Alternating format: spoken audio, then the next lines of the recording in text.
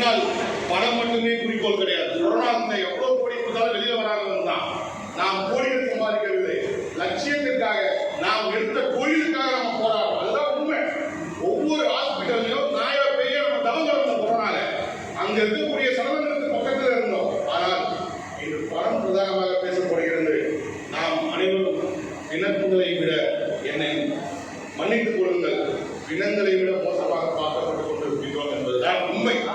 எனக்கு தெரியும், ஒவ்வொரு அதிகாரிகிட்டையும் நான் எப்படி போய் பிச்சை எடுக்கிறேன்னு எனக்கு தெரியும். அந்த வழி எனக்குள்ள இருக்கு. ஆனால் இன்று வரை நம்முடைய வித்தல் அமௌண்ட்டுக்கு எந்த பதிலும் கிடையாது. 3-4 வருஷமா வித்தல் அமௌண்ட் இல்லை. ஏன்? நமக்குள்ளே ஒற்றுமை கிடையாது. என்னைக்கு ஒரு கான்ட்ராக்டரை பார்த்து ஐயோ மோசமான இடம், நீ வந்தீங்கன்னா உனக்கு வச்சுருவானுங்க, உன்னை புரியுவானுங்க, இதை நிப்பாட்டுங்க. முதல்ல உங்களுக்கு வேலை வேணும்னா நீ வராதுன்னு சொல்லிருக்காங்க. டீசன்ட் உங்க கேம்பஸ் நீ ஏன் பார்க்குறது?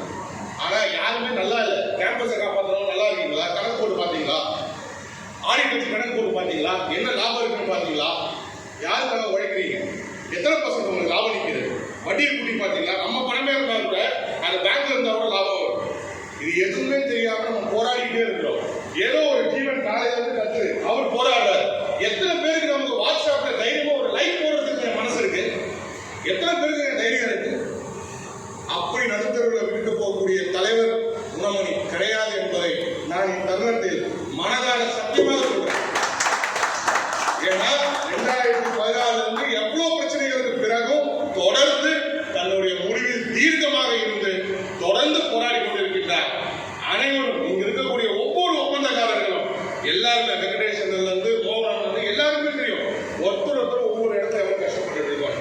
நான் நீண்ட நேரம் எடுக்க விருப்பப்படலை.